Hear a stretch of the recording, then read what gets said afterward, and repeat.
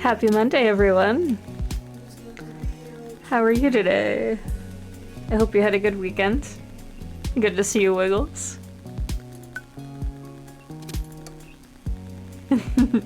Welcome. You've got dads. Not gonna lie, I kind of forgot where we left off. I remember going to the art exhibit thing. I'm glad it was it sounds like it was a nice weekend. It's kind of warm here too.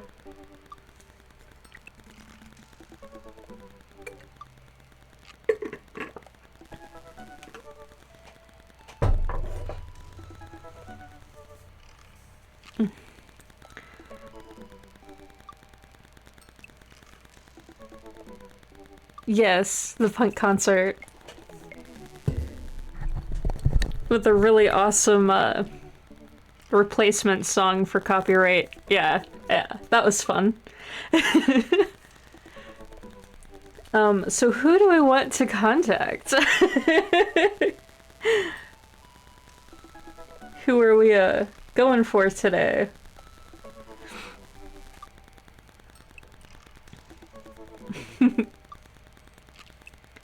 I think Craig. I think that he's next on the list too.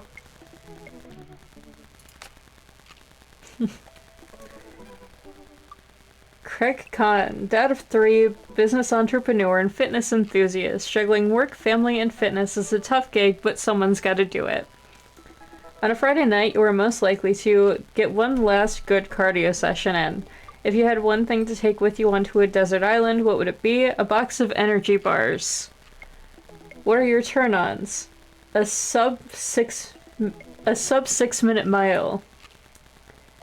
What did you want to be when you grew up? Beer pong world champion. What is your favorite genre? Buddy cop movies forever. What is your ideal date? Scaling a huge dangerous mountain for fun. Craig is not my kind of person. What do you never leave home without? An extra tube of energy gel. And I spend a lot of time thinking about my mile time used to be so good. What happened? Have I peaked?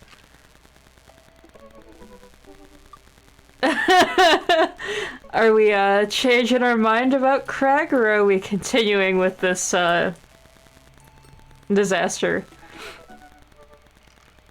Definitely, yeah. Yeah. Looks good. Not interested in a gym bro, sorry.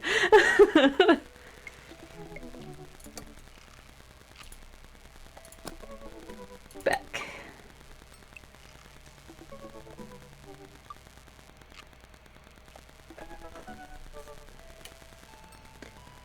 And we did Damien last time, so I'm not sure that we want to do him again today.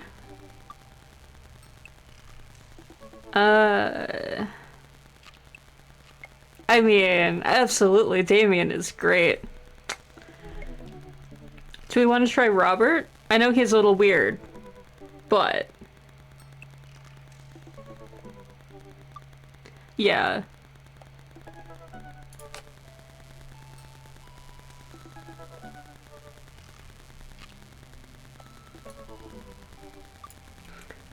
I'm just curious. Robert Small, when the internet gains sentience and decides to destroy us all, you know it'll use this information against us, right? On a Friday night, you are most likely to make a deal in an alleyway, have it go badly. Who's the cop? What was it? Oh no. I don't know how to pronounce that, but that's actually really funny. Geicomo? Was it Geicomo? I trusted Geicomo. If you had one thing to take with you onto a desert island, what would it be? A gun. Straight, simple, to the point. I hope it's loaded. What are your turn-ons? Don't talk to me. What did you want to be when you grew up? Grifter. What's your favorite movie genre? Italian neorealism. What is your ideal date? Grave robbing.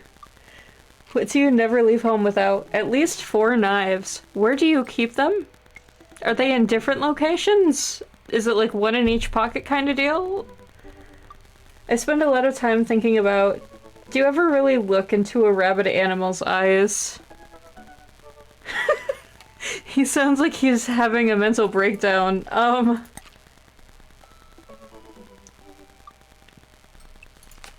So Damien.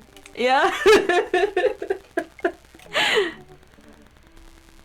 I mean, I suppose we're not doing Brian or Joseph, but there's Hugo? Maybe? That would be weird since he's Amanda's teacher, though. You know, I think... the first time I played this, I kind of ended up going through Robert's story a little bit. And I think he has a soft side that you just don't see right away. If I remember correctly. I don't know if he's worth it, though.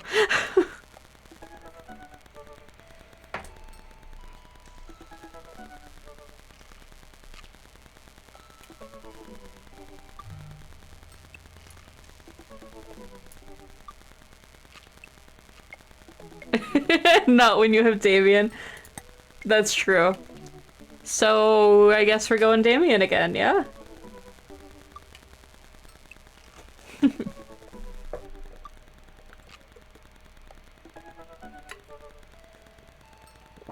Why not?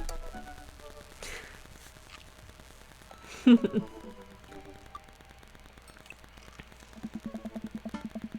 had a lot of fun hanging out with Damien the other day. I wonder what he's up to. I open up Dad Book and start writing him a message when Amanda walks in the door. Dad, you got a letter. Oh? Is this from Grandma? No, it's from Damien. Whoa, can I see it? Amanda hands me a piece of old parchment folded into an envelope and sealed with purple wax. Damn, this dude goes all out. Honestly, that's kind of hot, though. Like, that is dedication. Except, most people don't have letter openers anymore, so you're gonna rip the paper trying to get that open. That's a little sad. I suppose you could use a knife, though. I pry off the seal and unfold the letter. In the most beautiful calligraphy, the letter reads... Oh! Okay.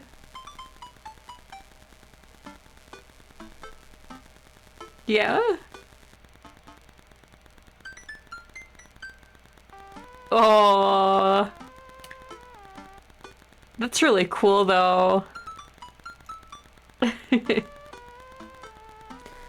Dearest Fel, I hope you'll find my continued correspondence endearing rather than trying. One can only hope that my use of a slower, more traditional form of communication will showcase my sincere and earnest sentiment that I greatly enjoyed our time together. I write this hastily under the warm embrace of excitement, fearful that I may misstep and speak towards something unwelcome. For now, I hope that you might forgive my boldness. I will simply say that your company has been greatly occupied my thoughts. While the afternoon may have been derailed by forces unforeseen, your companionship has helped a great deal, not only in the discipline of my child, but in the morale of my spirit, and for that, I thank you. That said, Fel, if you'll allow me, it would mean the world to me if I could enjoy more of your time. Perhaps a trip to the cinema, followed by a moonlit stroll, would be to your taste. I eagerly await your response. With great respect, Deep Blood March. He's respectable. A little bit weird. But, like, I love it.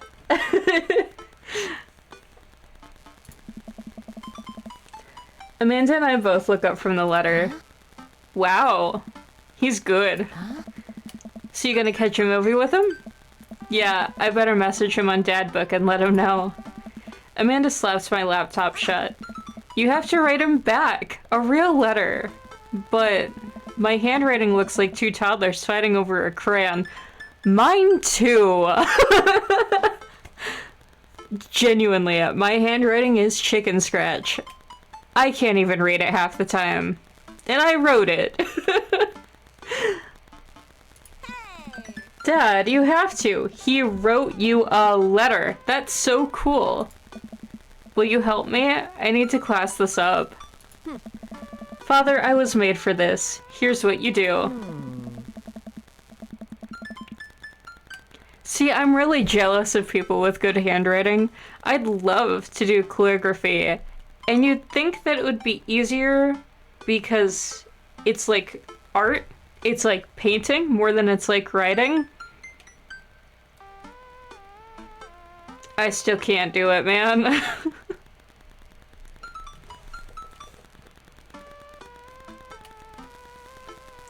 Find tickets to a show that you two will like, then enclose them in the letter. Oh, that's classy.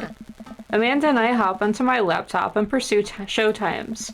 He doesn't seem like a romantic comedy kind of guy. Oh, here's one. Vampire Crusade 2. Evil Never Dies. I don't know, that sounds kind of stupid. Actually, it's critically acclaimed exploration into... Oh, jeez. Turns a real vampire trope on its head. Really? Nah, there's just lots of blood and vampire titties. Well, let's roll the dice. I purchase the tickets and print them out, then sit down at the table with Amanda trying to draft a nice letter. I start writing. Damien. Oh man! I do hope that this letter finds you in good health. Hey. Good morrow to you this fine eve. I'm leaning the first one. That sounds like the best option, but... Jesus. Good one. What's next? Hey, remember when your son tried to cask of Amontillado that kid? You've been good. I must confess of my amateur control of the written word. There is an obviously right answer here. Geez, Dad, have some faith in yourself. Okay, we're trekking along. Let him know how you're feeling. You find me in good spirits, for I felt very much the same after our last encounter. I did very much enjoy the adventure we found ourselves on last we met. That Ernest shit was pretty messed up. I'm thinking 1. That seems the most respectable. 2's not too bad, but... Yeah. Nice. Ask him to hang out already. True art takes time, Amanda. Oh, I just almost clicked that. Well, a strange turn of events, I found myself enamored at the situation at hand. Like Brogel's landscape with the fall of Icarus, I find myself lost in your details. Let me get at that. I almost clicked 2, and I feel like that's actually not a bad answer.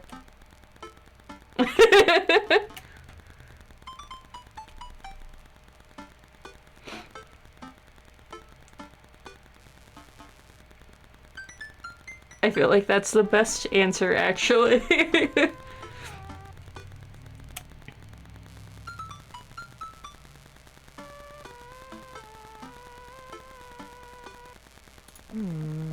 Dad, whoa. I saw it on TV. I'm not actually an intelligent person. Bring it home, Pops. Let me take you out. I got 2 tickets to the movies.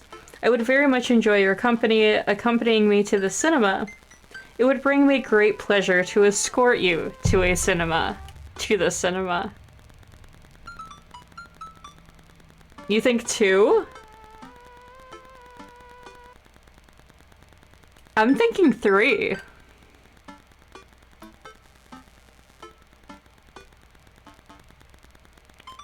Because I think that there's, you know, a difference here between... Because his letter initially is the one that asked us. Yeah. Yeah, it would bring me great pleasure to escort you, like, to take you to the cinema. mean, two's not a bad answer. It just feels a little bit awkward.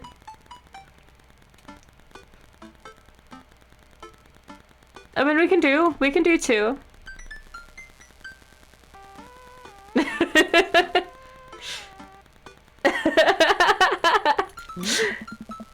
You saved it there at the end. I'm sure he'll appreciate your thoroughness. Enclosed, you'll find 2 tickets to Vampire Crusade 2, Evil Never Dies, which I'm sure you will find both titillating and enjoyable. Best wishes, hard dabs. Namaste. We'll carry on. That's true. It's so many butt jokes. I think 1 is the best option here, but this is hilarious.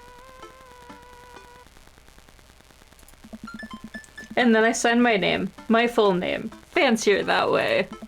Fell Reaper. Oh. Is this okay? Amanda reads over my sloppy handwriting.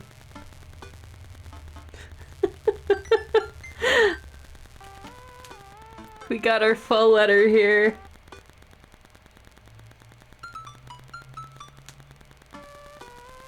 It does pale in comparison to the one that we received. But it's the thought that counts. You spelled his name wrong. What?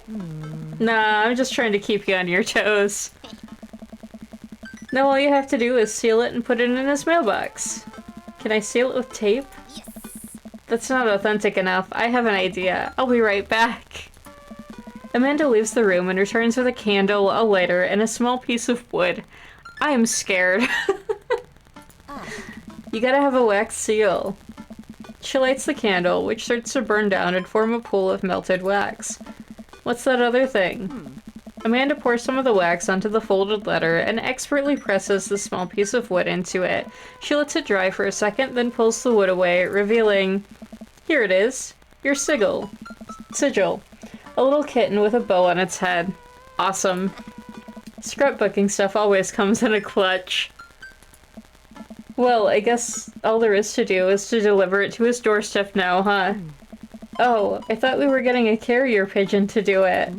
I already called my guy. I have a pigeon guy. Marcus has good pigeons. Don't get your pigeons from Anthony, they're no good. I don't want to know if any of this is true. I don't want to know either. I head outside and walk over to Damien's house. I slip the letter into the slot in his door and go back home. Mission accomplished? Now we play the waiting game.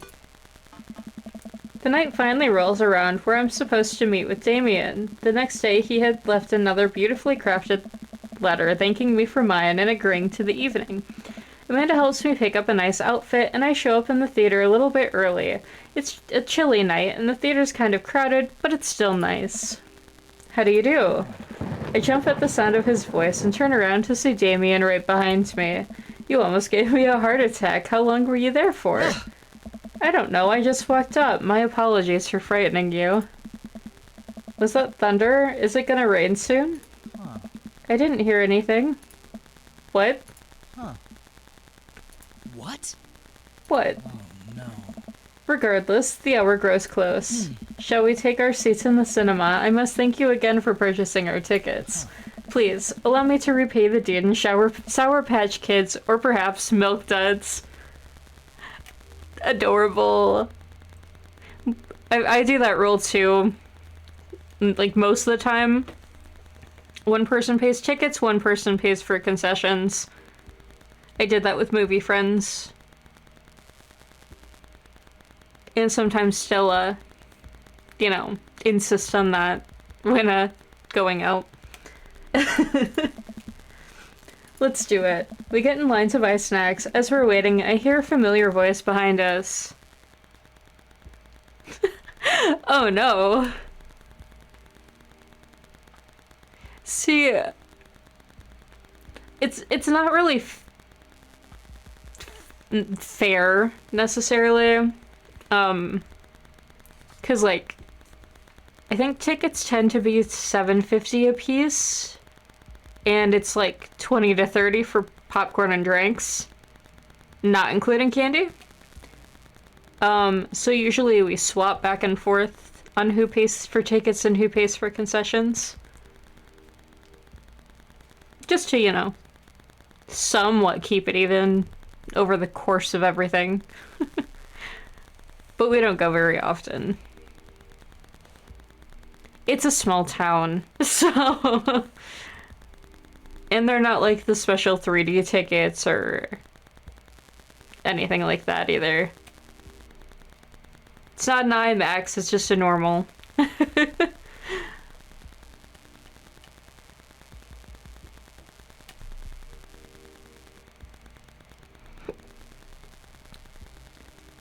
Actually, that's a good idea. Let me also double check that I'm not crazy with ticket price. Please, I don't know what you're doing, computer, but do not do that.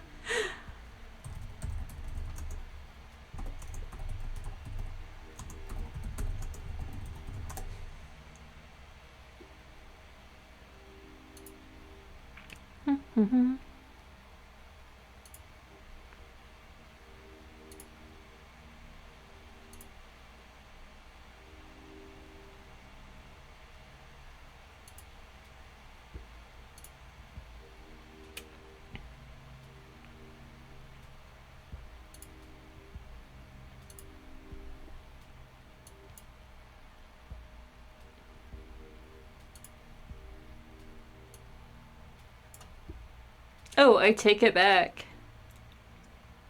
Adults are $9.50, children are $8, military $8, senior Monday 6, student $8. I think it's cheaper if you buy it in theater as opposed to online. But, yeah. Fun. Ooh.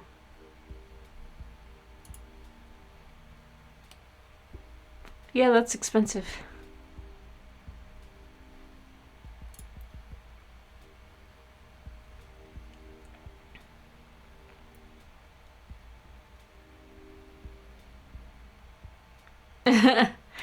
Our 3D is 10 for a child, or sorry, 11 for a child, 11.25 for matinee, 11 for military, 9 for senior Mondays, and 11 for students.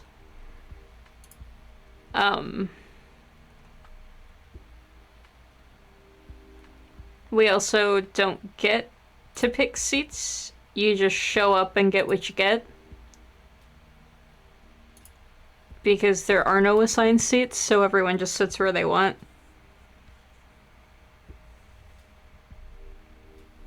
Sometimes I wish that we had assigned seats, because we always want the same ones, but, you know.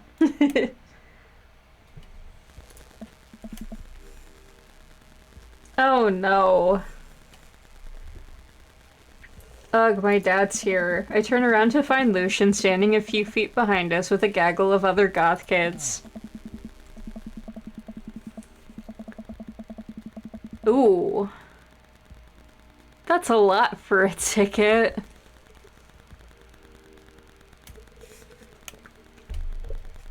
Actually, I know where the closest IMAX is. I want to compare that too.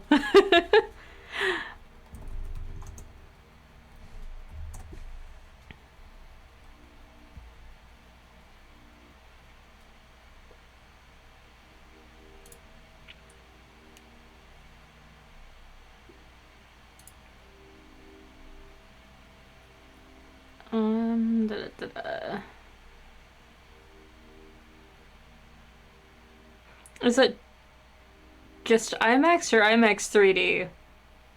Because apparently those are two different things.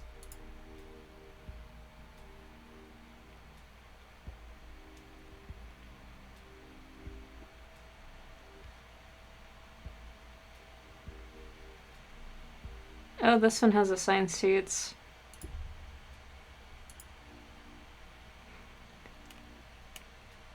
On Fandango, it is $18.50 for an adult, $17 for a senior, and $15.50 for a kid.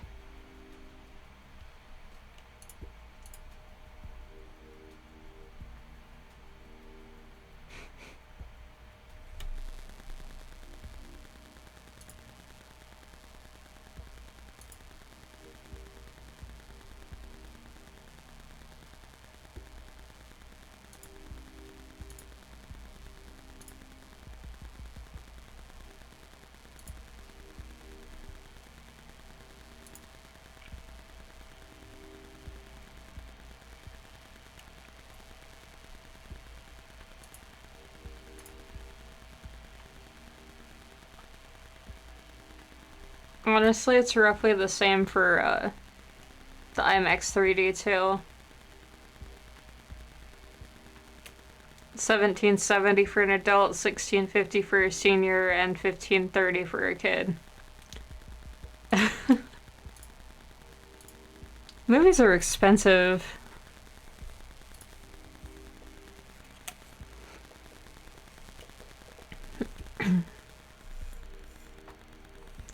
Lucian, how nice to see you. I didn't know you were coming to the theater. I'm glad to see you spending some quality time with your friends.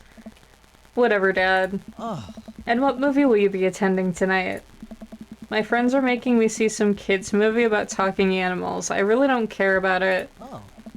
Well, I do hope you enjoy your evening. We'll be watching Vampire Crusade 2 Evil Never Dies. Oh my. You watching that?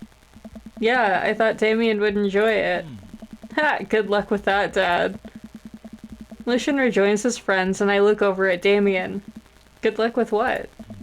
It's nothing. My son loves to tease. We wait in line for a little longer and Damien buys us snacks. He seems a little nervous. I wonder what's wrong. I agree, at the comfort of your own home. Although, we usually, if we go to the movie theater, it's not for the movie, it's for the experience and the popcorn. Because our theater has delicious popcorn. So sometimes, Aziel's mom will have a craving for it, and she'll just go, hey, do you want to go see this random movie at the movie theater? And she's on a diet, so she won't just eat the popcorn by herself. She has to have somebody to hand it off to. So we get a free movie free because she pays for it, and she pays for the concessions because she's very generous like that and refuses to let us touch it.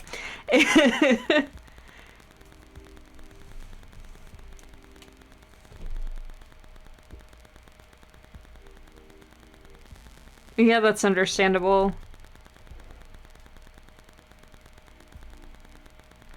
Yeah, I'm getting a little sick of it just because, his brother works at the movie theater now, and he brings home, like, garbage bags full of leftover popcorn, and there's just so much of it, it's not special anymore.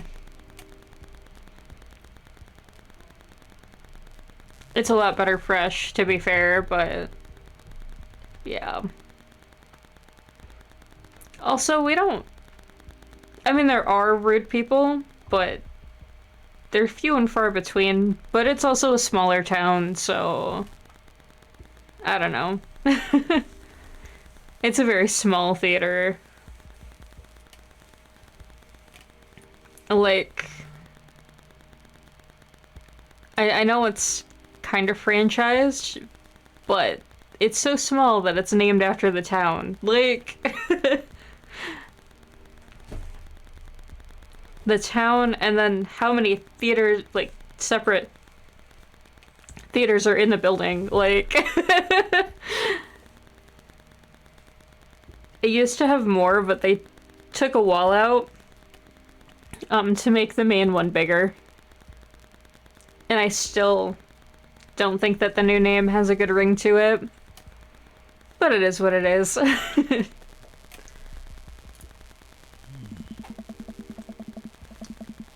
Damien and I take our seats and settle in for previews. Glancing at him, I can see that he's sweating profusely and gripping his armrest.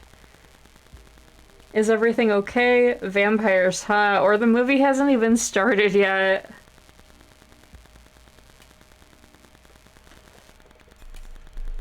Poor guy.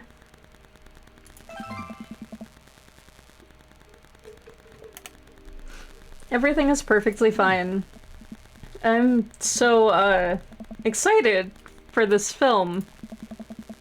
I'm a devoted patron of the arts, especially the scary arts. The scarier the art, the better. Do you have a favorite horror movie? Of course I have a favorite horror movie. Mine is Halloween Town. Terrifying. Oh, interesting. That's odd. I don't seem to remember Halloween Town being that scary. I would have expected him to bring up some sort of strange foreign horror film that I've never heard of. Damien's knuckles are turning white. It looks like he's about to rip the armrest off. Wait a second. Damien, are you afraid of horror movies? You must be joking. I love horror movies. The lights dim for the film. Damien screams. I apologize. I was thinking about something far scarier than this movie, which is not scary at all. We settle in as the film starts. I offer Damien some licorice, and he takes one. I take note of how much his hands are shaking. The title flashes across the screen in bloody letters, Vampire Crusade 2, Evil Never Dies. A pale man with long silver hair, glittering red eyes, and well-oiled abs sits up in a coffin. Awaken, my coven. Two more vampires slide the tops off their stone coffins onto the floor. Brother, is it time? Yes, husband, but also mortal enemy. It is time. The three look at each other, and then to the camera. For the Vampire Crusade. This rules. The trio of vampire flies off into the night as foreboding organ music plays in the distance. I somehow get lost in the movie. As dumb as it sounded, it's actually a pretty fun flick. We get to a tense moment of the movie where Romulus Trueblood sits in a truce meeting between the general of the human army, whose wife Romulus has fallen in love with. Romulus, it is good to finally meet you. General, I agree. It's good to finally blood you. What? Romulus leaps up and slashes the general's throat, blood splattered over everything, including the camera. Damien screams again, reflexively grasping my hand. I immediately blush, forgetting about any vampire or blood or vampiric blood. What? Oh, I'm terribly sorry. Damien retracts his hand and places it back in his lap. I was writing a novel in my head about blood magic and I got to an extremely scary section. Damien goes back to quietly stressing out over the movie. It's kind of cute that he won't admit that he's afraid of it. I wish he would hold my hand again. Maybe I could do something to try to make him feel more comfortable. I've got it. I'll do what all dads do best. Talk during the movie. Tell a dad joke, point out plot hole, ask what's happening. That feels more like a mom thing. Asking what's happening. Like the entire time. Plot holes seem to make things less scary, though. So does jokes, but... Tell a dad joke? Where does a dog go when it loses its tail? Oh my. Where? To the retail store. I yell that last bit a little too loud for a crowded movie theater, but I can see a small smile form on Damien's face. Good one, Fel. The rest of the movie goes by relatively smoothly, with only a few whimpers from Damien. Maybe he would have liked the romantic comedy better. We get to the final scene of the movie, where Romulus Badblood and the General's wife embrace each other in his crypt. It appears that the true Vampire Crusade was a Vampire Crusade in our hearts. Our cold, unbeating hearts. Romulus and the General's wife begin making out. Hard. The film fades to black and the end appears on the screen, but then it hard cuts to Demetrius and his rival lover Camilla, who watch the two from afar. Oh no, twist ending. Our bloodline has been pure for 1,000 years. Romulus has betrayed us by loving a human woman. It will only be a short time before the next Vampire Crusade 3, Evil Must Die Again.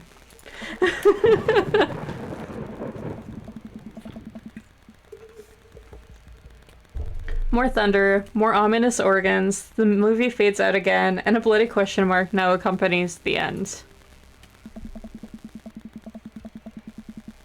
You know, I'm also not a fan of horror movies. Not because they're scary. Actually, because I find them incredibly boring. Thrillers, like psychological thrillers, those are awesome though. I don't understand the hype about horror movies.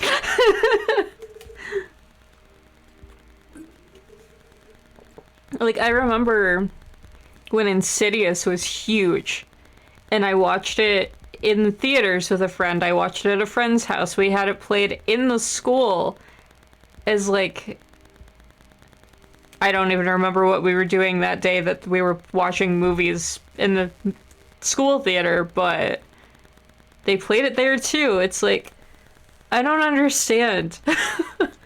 What is the hype around this? And my one friend was terrified by it.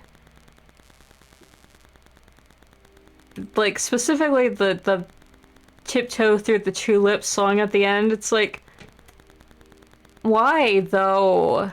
It's not scary. It's not interesting. It's just... it exists.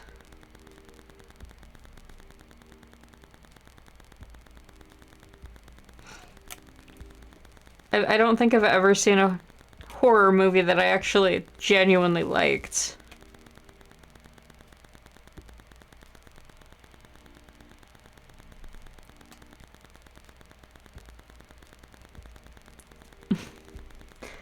Even like, we have a local cryptid, and they made a trilogy about it. And I've seen the first two just out of respect for the writers, because, you know, gotta support the small time artists. It wasn't good though. It really wasn't. There were so many plot holes, it just didn't make any sense. And it wasn't scary. Because, like, the actual cryptid monster was either a man in a costume or awful CGI. And then the end of it, they had, like, it had babies that they were smuggling. And instead of doing anything cool for the babies, they just had, like, regular puppies.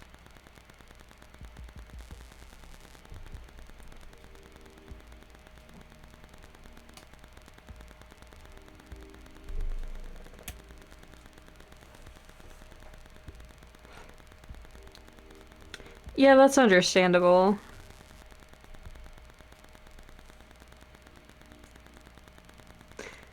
There was one... I don't remember the name of it now. But it had a mirror. Like, the villain of the movie was a mirror. And it was two siblings that were, like, recording it, trying to... Like, the sister was trying to prove that it was haunted, and they were trying to, like, destroy it or something, and physically were unable to. Anyway, I had, a friend of mine, her parents owned a video store, so we borrowed it from them, and she came over, and we watched it in the basement on the big screen with the lights off at, like, midnight, and she was absolutely horrified of it, and I'm over here like, this is so boring. Like, this doesn't make any sense. Like, oh wow, jump scare. Ooh, blood. There's nothing scary about it. And, like, bad movies can be fun. Like, sometimes you go out of your way to watch a movie that you know is bad just because sometimes it's fun to make fun of it.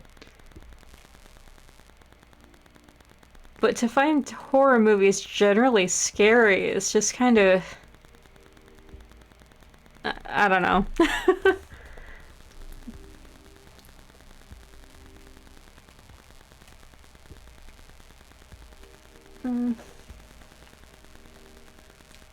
Damon and I walked out of the movie theater amidst throngs of chattering moviegoers. He's a little more pale than I remember, but otherwise he survived the encounter. He even seems kind of invigorated. Yeah, comedies try too hard. Like, you force a joke and it's not funny anymore, and it's just forced joke after forced joke for most of them. So, yeah, I agree. interesting film. What the premise admittedly struck me as pedestrian, I was intrigued by its harrowing love story and great attention to detail in regards to vampiric lore. Yeah, it was pretty good. A lot more vampire titties than I thought there would be. Come, the night is young. Let's take a stroll. Damien is making a point of not telling me where he's taking me. Still, I'm enjoying the walk and the cool night air. Being alone here with Damien is a lot better than being in a crowded theater. Lovely night, isn't it? As lovely as the company, yes. He thinks I'm lovely. Damn, okay, here comes the smooth response. Thanks, cool, okay. I think thanks. Because the other two are just... wow.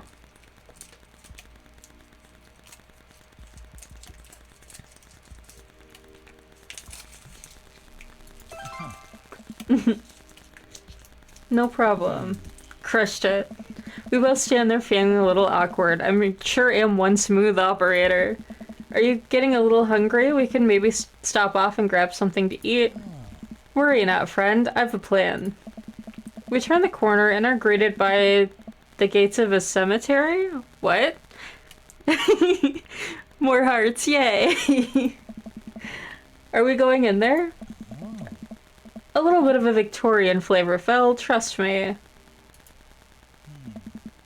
I'm a bit nervous, but Damien hasn't led me wrong yet. I follow his lead as we walk into the cemetery. Statues of angels stare down at us as we follow a path through the faded tombstones. As we crest a small hill, we get a beautiful view of the city. Lights sparkle around us. I gotta hand it to him. For being in a cemetery, this is strangely romantic. Picnicking in graveyards is an old Victorian tradition, an appropriate finish to an evening after a vampire movie, wouldn't you say? With flourish, Damien produces a blanket and picnic basket. Wait, where were you hiding that? Under my cloak? Oh, right. Damien unfolds the blanket and we both sit down, gazing out at the city lights. He produces a bottle of red wine and a fine selection of cheeses. In the Victorian era, there were no public art galleries, parks, or botanical gardens to speak of. Once rural graveyards became a more popular alternative to church burials, they became the only place that people could see beautiful plant life and fine sculptures. That makes sense. This is pretty nice. I love hanging out in cemeteries. Like, genuinely. I have a question, though. How are you so okay with being in a graveyard, but you had trouble handling a scary movie?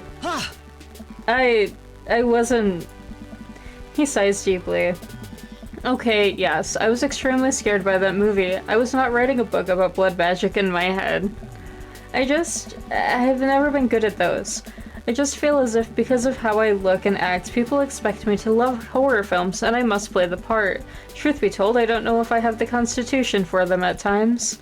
Damien, I'm so sorry. If I had known, I would have suggested another movie. It's quite alright. I actually did find myself enjoying this one, thanks to your help. Graveyards, however, I think there's something rather beautiful about death. Cemeteries are traditionally built away from cities, away from the realm of the living, and it keeps us rather separated from it. To acknowledge death and become comfortable with it, I think, gives us a certain intimate knowledge of ourselves. To sit amongst generations of those who came before us, to be truly alive in the midst of so much death, brings me great comfort. Death helps me appreciate life, to savor every second. That's actually a really good point. Because so many people treat death as the end of life, but really it's just a part of it. And how you feel about it says a lot about who you are as a person.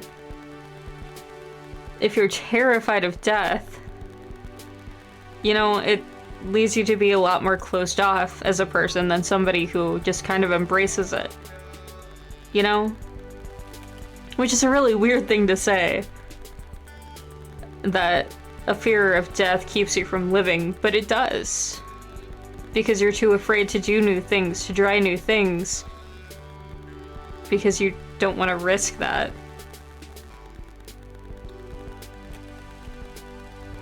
And there's a segue there off to, like, religion and the afterlife and everything, but it really doesn't matter. Because it's a difference of living for life, living for now, or living your life in preparation for death. And sometimes they're the same, and sometimes they're very, very different things.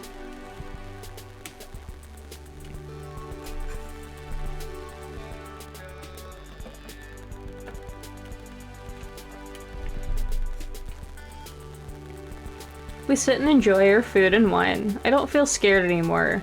Never thought I'd be comfortable sitting alone in a graveyard at night, but I actually feel very peaceful. Suddenly it doesn't feel like we're alone. Off in the distance I see a shadowy figure in the trees.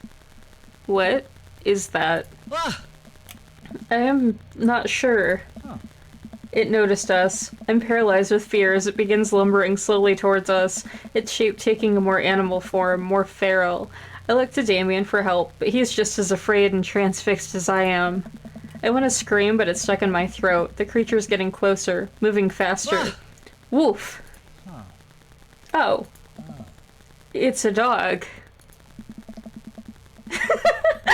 As it finally comes into the light, the friendliest, dumbest little Boston Terrier I've ever seen pulls its owner towards us. The dog trots over to Damien and sniffs at his hands. Damien looks ecstatic. He ruffles the dog's fur happily. What a beautiful dog. Hey. We both look up, not expecting to see Robert!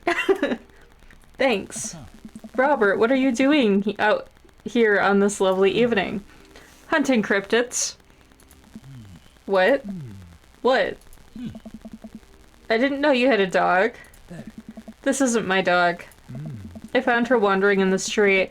I put a leash on her, and now we're walking around this graveyard together. He did tell us he had a dog. When we went to have dinner at his house, he had to lock the dog up because she doesn't like strangers. He told us that he has a pit bull. This one's not his, no. But he does have a dog at home. Just not this dog. According to him. It's hard to, figure out what's true and what's not with him. Hunting cryptids. Damon and I share a look. May I give her a treat? Sure. Wouldn't give her cheese, though. Not to worry. Damien reaches into the depths of his cloak and procures a small dog treat. What else is he keeping in there? The dog laps up the treat and crunches away, tail wagging furiously. Damien continues to smooth down her fur. Thanks. My absolute pleasure. Damien shakes the dog's paw. Lovely to meet you, my friend. May our paths cross again. Robert and his dog disappear into the darkness again. Damien stares after them. I didn't know you liked dogs.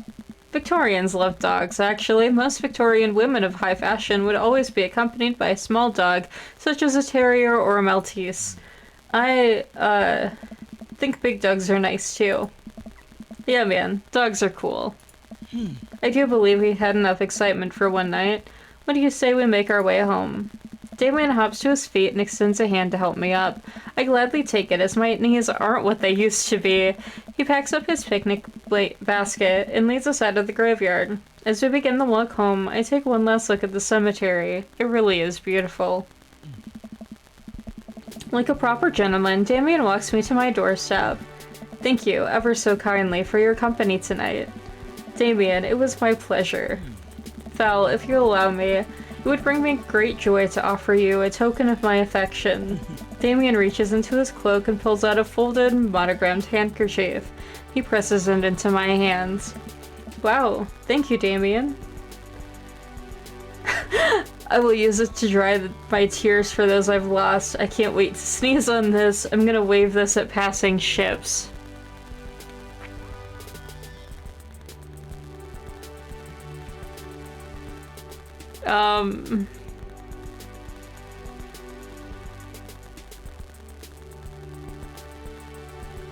one? Yeah. Oh, jeez.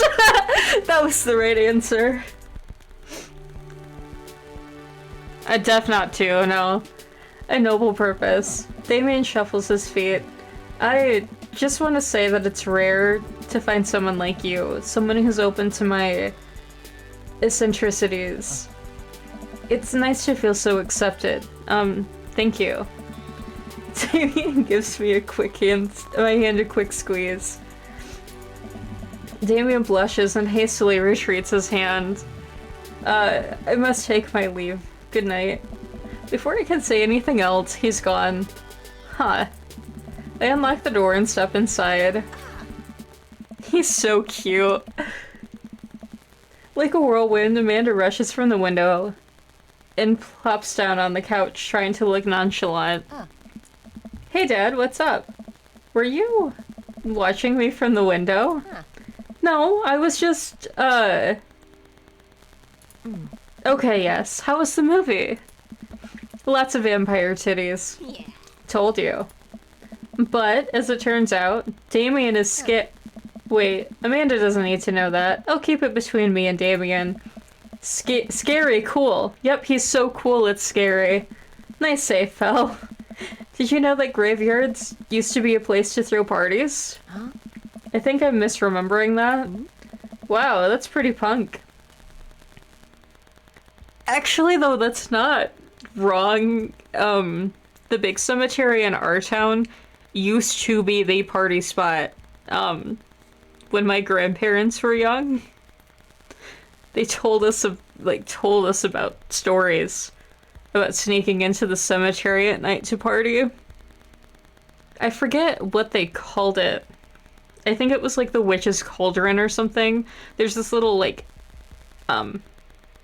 dip in the middle of the cemetery because it's very hilly, that doesn't have any graves on it and is like forested, and they used to party in that dip. So they do also get used for parties.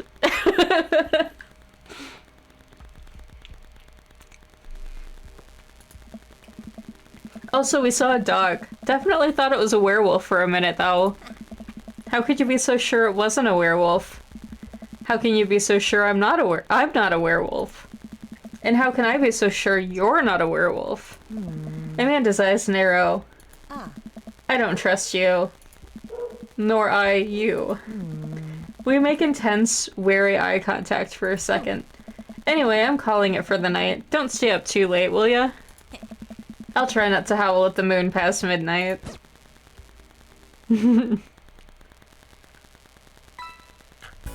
Date complete.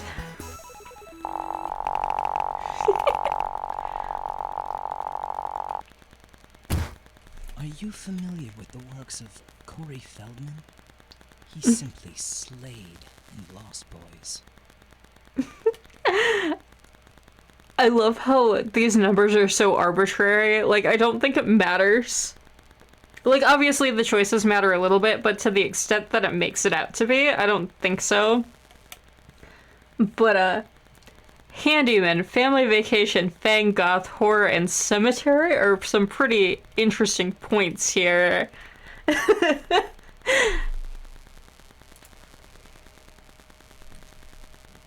Interview with the Vampire, 2 out of 3. Well, it's been a long day.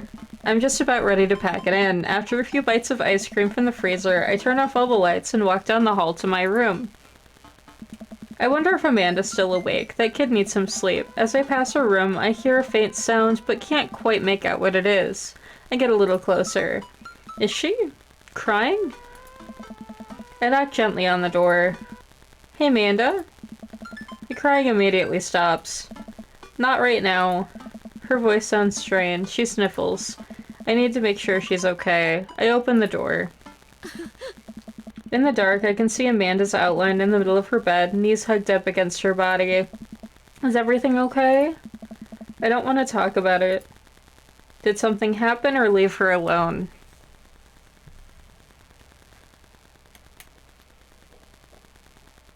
I don't think that leaving her alone is necessarily the right option. Yeah.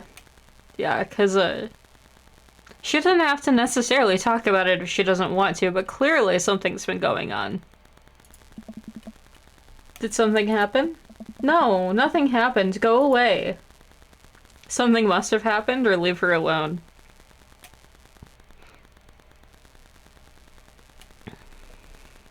I understand giving space, but, I don't know, man. Pressing my... Yeah. Amanda, get out. Okay, okay. I quickly leave her room and shut the door behind me. Once the door closes, I can hear her crying again. Wow. What has her so upset? She seemed fine earlier. She's usually so open with me. Did I do something wrong? Is she mad at me? I guess if she wasn't before, she definitely is now. I can't even remember the last time she snapped at me like that. I have a hard time falling asleep, but when I finally do, I'm still thinking about Amanda. After a long night of very little sleep, I roll out of bed and make myself a pot of coffee. Amanda should be up for school soon. Maybe she'll be willing to talk about whatever's bothering her. About 10 minutes before she's supposed to leave, Amanda comes out of her room and makes a beeline for the freezer. Morning, Amanda. Morning. She drops a frozen waffle into the toaster and slams the freezer door. She won't look at me. Yikes. So, anything big going on at school today? No. Okay. Do you need a ride to school? No. Want some coffee? Amanda pulls the toaster level up and takes her still freezer-burned waffle out before it's finished cooking. I have to go. Amanda picks up her bag and storms out. Oh. Okay. I haven't seen her act like this in a long time. It's usually short-lived, but it always hurts. Hopefully this blows over and things are back to normal soon. I sit back at the kitchen table and look at a picture of Amanda and I hanging on the wall. In it, I'm teaching her to ride a bike. Her face is a mixture of excitement and pure unadulterated fear. I remember how determined she was. Every time she would fall off and scrape her knee, she would get up and try again. Finally, I had to stop her because she was bleeding everywhere. Then she started to cry because she didn't think she needed bandages and wanted to keep trying. As I put the bike away, she just stood in the middle of the street and screamed. Then I took her for ice cream, and it was like nothing even happened. After giving it a bit of thought, I decided that if I forced her to talk about it, I'm only going to make things worse. But I have an idea. I start rummaging around for ingredients. I hear Amanda walk in the door. Instead of heading for the kitchen like she normally does, she makes a beeline for her room. She's clearly trying to avoid me. Hey, Pumpkin. What? Can you come here for a sec? There's a moment of silence. Yeah. I wanted to say sorry about last night. I'm just worried about you, kiddo. I get scared when I know something's wrong, and I get even more scared when I feel like I can't do anything about it. Dad, So just, whatever it is, and you don't have to tell me if you don't want to, but whatever it is, just know that you have a dad in your corner who wants you to be happy. Oh no. Honey, you know I'm bad with words, so I was hoping I could speak a language that we both understand. I pull a cake out of the refrigerator and place it on the table. Hopefully the frosting has set by now. Ta-da! Dad. Oh, that's cute. Sorry you're sad, but I support you 100%. It took me a really long time because I ran out of red frosting somewhere around sad and had to start over, and this is beautiful. It's strawberry. Amanda gives me a big old hug. I grab some plates and forks and serve us some delicious cake. So, it's really stupid. What is? This whole thing. I know I've been really weird lately, and there's just... I don't even know how to explain it. I feel like I might have to make you a chart. I'm listening. Do you want me to take notes? Oh. I guess I should start from the top. So you know how Emma R. is going to the fancy art school in California, right? Emma R. Oh gosh. The one who puked in Dead Goth and Beyond? That one was Amanda. That's not the right answer. The best friend or the other one?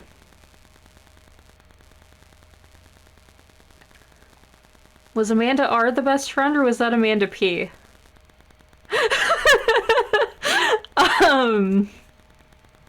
We know it's not one.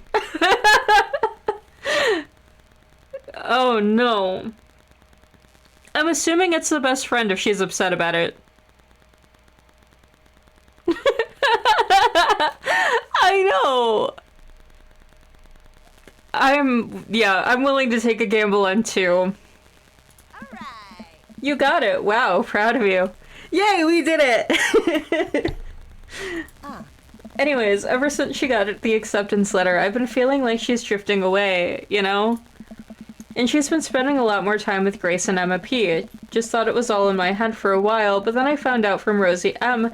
that both of the Emmas, Grace and Noah, all went to a party at Mackenzie F's at the same night they told me they were busy studying for a Calc AB final.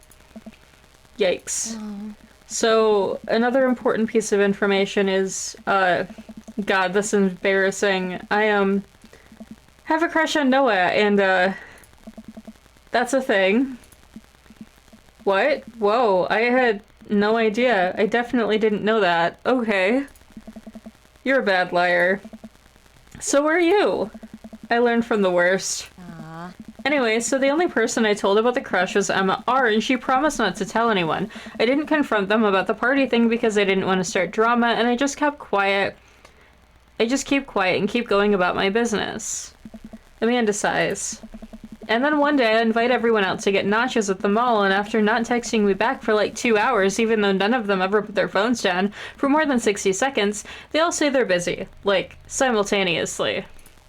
So I tell them, never mind, I'll just eat nachos at home, right? But then we were out of chips and I really, really wanted nachos. Totally understandable. So I go to the mall anyway. I get to the food court, and who do I see there? But Grace, Emma P, Emma R, and Noah all hanging out together and eating nachos. Without me. What?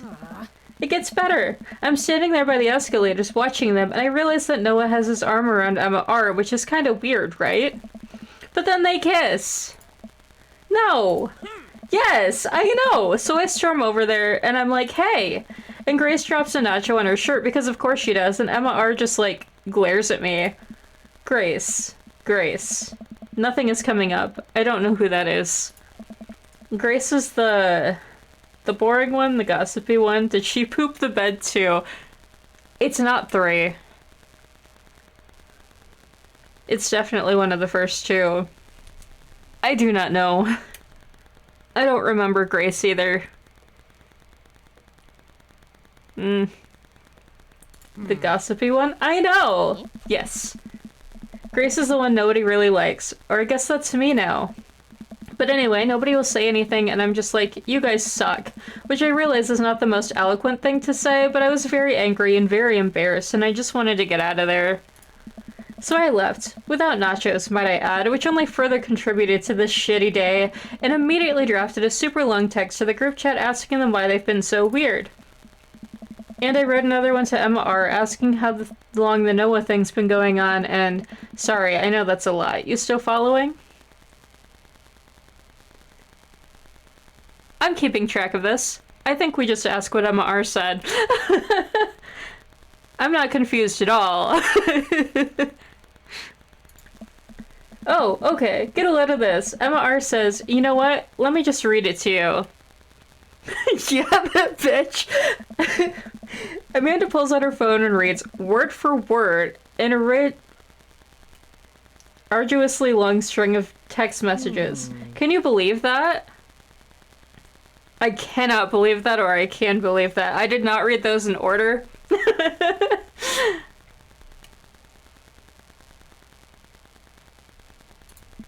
I care so much about Amanda's social life and mental well-being, but man, I do not understand what she's talking about. This is all beyond me, and I'm trying my hardest to be supportive. They were dating in secret for, like, months. So I told her that she's getting really, she's being a really terrible friend, and she's like, well, if you think I'm so terrible, then just stop being my friend. And I was like, okay, and then she left me on red, and then... Wait, left me on red? What's that? Oh, like... She saw my message and didn't reply, and I know because there's red receipts. I don't know what red receipts are, but I'm just gonna nod and pretend that I understand. Gotcha. So while this is all happening, I'm talking to Emma P about how mad I am because she's at least being kind of reasonable, and I'm venting to her about how pissed I am at everybody and stuff. And then out of nowhere, Noah texts me, is like, how could you say that about me? And I'm like, say what about you? And he tells me that Emma P sent screenshots of everything I told her to the group chat, and I got kicked out. Alright, I think you lost me at screenshots, but that definitely sounds bad. There's so much more, but honestly, it's all just really stupid teenager stuff. The bottom line is that everybody dropped me, half my grid hates me, and now I have no friends. Amanda, I'm so sorry. I almost expected it from everyone else, but Emma R has been there since Mom died. I can't believe she would just stab me in the back like that. I'm not even that mad she's dating Noah. I'm just upset that she lied to me about it for so long. Amanda stabs at the remnants of her cake. Okay, I take it back. I'm kinda mad she's dating Noah. Yep, I agree. They were not real friends at all, if they were going to act like that. True friends don't treat people like that. Like, what did I do wrong? Why did everyone just suddenly decide I'm not cool anymore?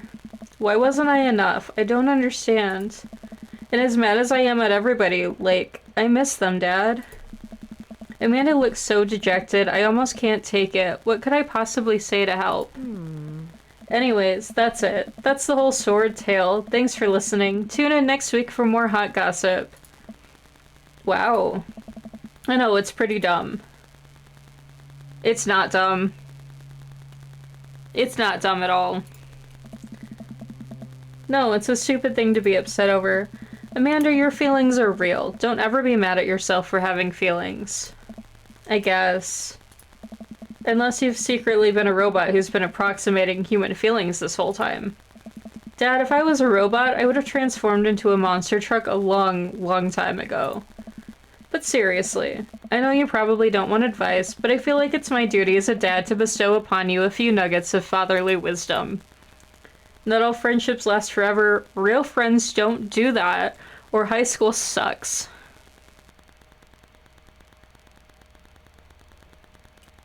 Honestly, all of those are true.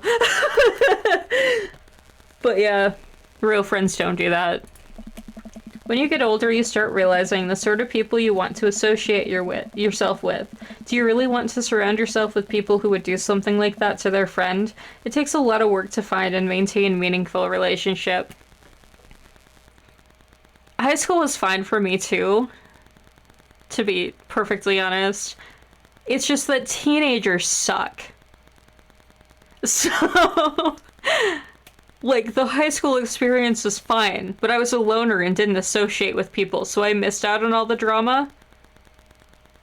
Except for trying to date and him being a sociopath, but that's another story. High school was fine. I genuinely did not want to graduate. I was happy just to be in school forever. But high school sucks for a lot of people. So, you know. But yeah, 1 and 2 are very truthful. Because even if nothing goes wrong, sometimes friendships just kind of fade away over time. And that's okay. But yeah, friends like that are not real friends, and that's also extremely true. Yeah. I had a total of 5 friends in high school. In school in general, really. I've always preferred quality people over quantity.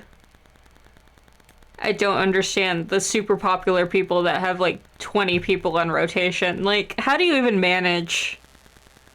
How do you have close relationships with that many people? I really don't think you do.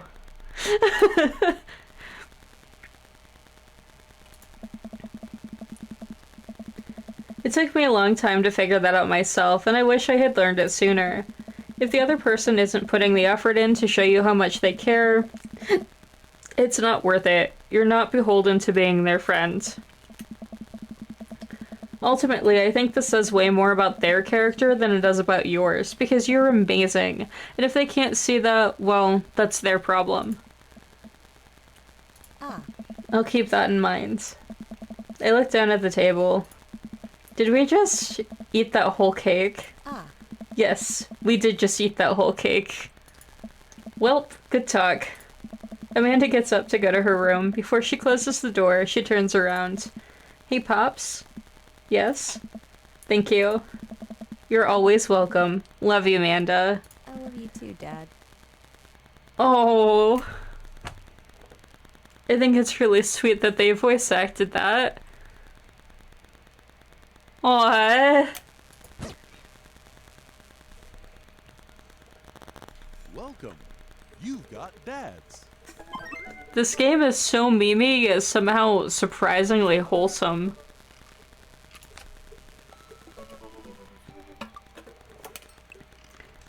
Hi, this is Steven from Dadmazon. I'm out front with your delivery. I'm reading so fast I'm skipping words.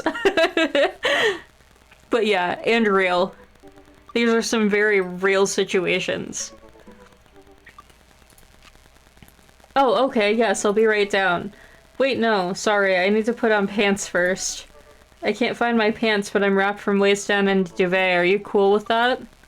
I can come back tomorrow. No, wait, I'll be right down. I found some sensible capris. Put on pants.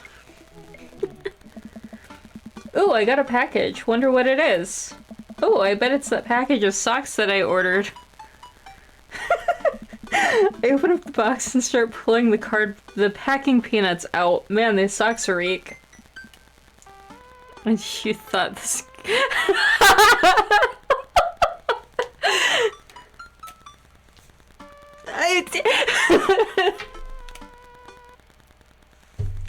I don't have an argument for that.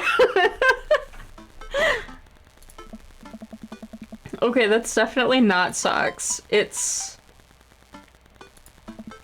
butterflies? Oh boy, I almost don't even want to know what Amanda was planning on doing with these. Hey Amanda, your box of dead butterflies is here. What's up? Are you sacrificing them?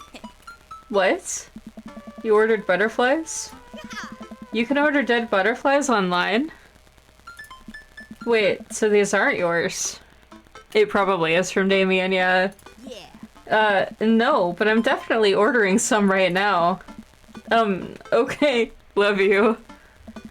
I take a look at the box again. Oh. This is addressed to Damien's house. Give the box to Damien? Because that's the right thing to do?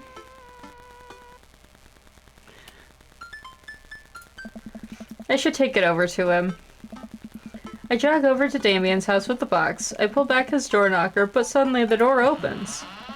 Mr. Reaper, to what do I owe the pleasure? Whoa, how did you know I was about to knock? I don't know. Oh, okay, anyways. I think this got delivered to my house by mistake. Oh, jeez. I hand him the box and his face lights up. What a wonderful surprise. I was just about to send a strongly worded letter to the courier services about this. Many thanks. Not to pry, but what are you gonna do with those butterflies? Would you like to see? Alarm bells ring in my head. This is how you die, Foul Reaper. Sure. Damien leads me to his study where he set up some sort of workstation. Above his desk is a wall of pinned butterflies, moths, and beetles. Oh wow, that's really something, Damien. Why are you acting like we've never seen this before? We've been in his house, we've looked at this. We know he has pinned insects. Why is this news?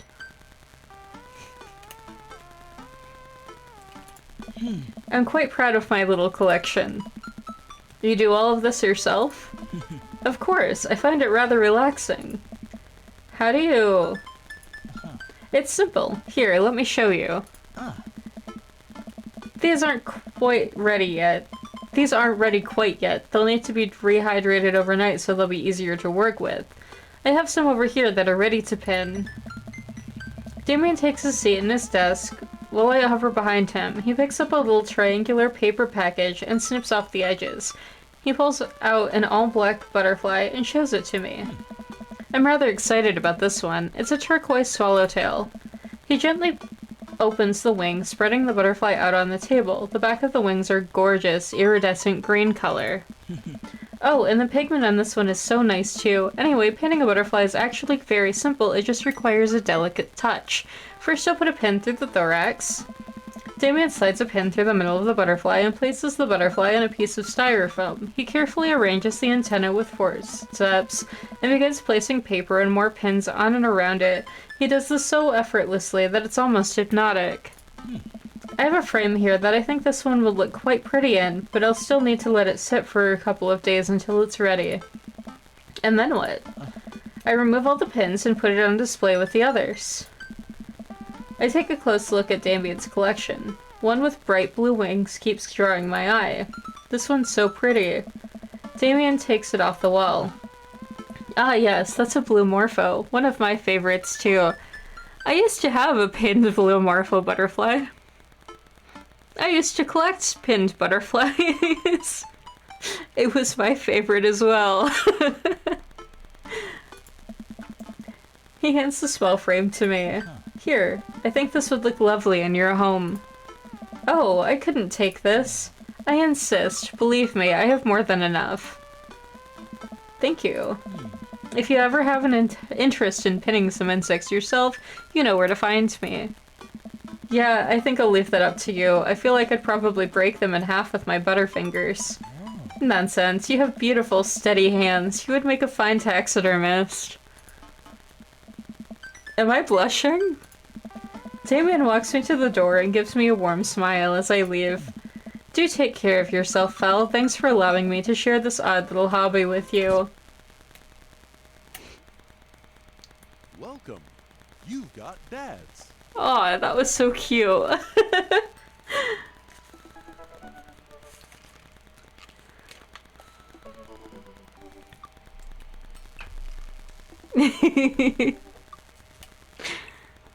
Alright, do we want to pick another person or do we want to call it a day? Because I don't really care either way.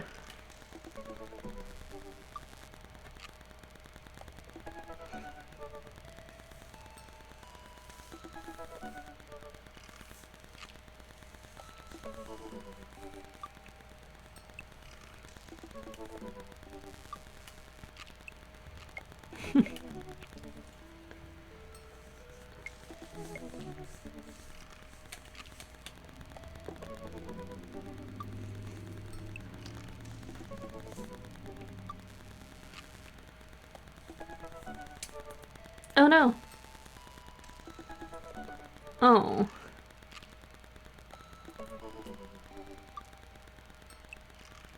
My bracelet just broke.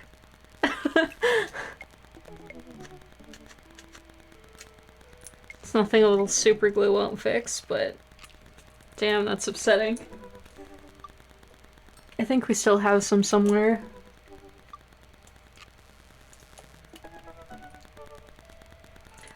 I mean, I was kind of expecting that, because the other side popped off like that, too. And I've had it for almost a year.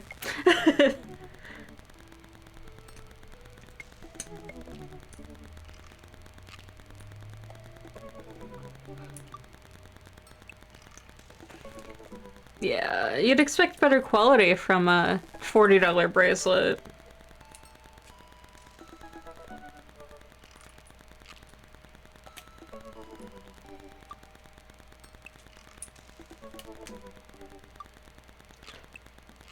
Yeah. Although I'm sure it's not exactly easy to, get leather to stick to metal. It was supposed to be Zeal's. But it didn't... He, can't work the clasp with one hand because he has nerve damage. So,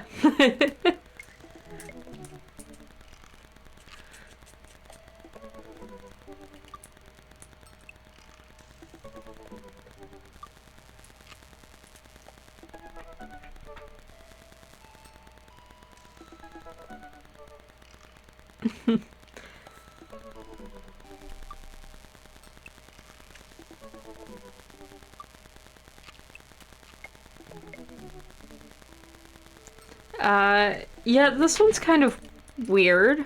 I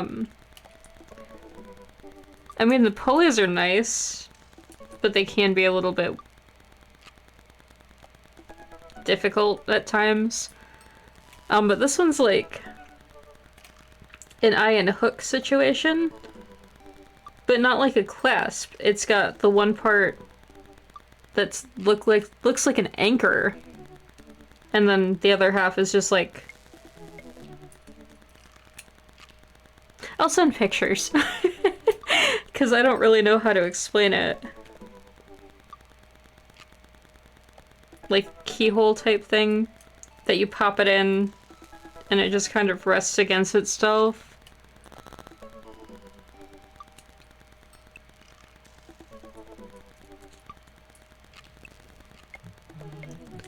Oh, I guess that's gonna answer the question for me because, Zeal is calling. So I'm gonna call it here. And, we might be late to Valheim, but we'll be back. Bye-bye.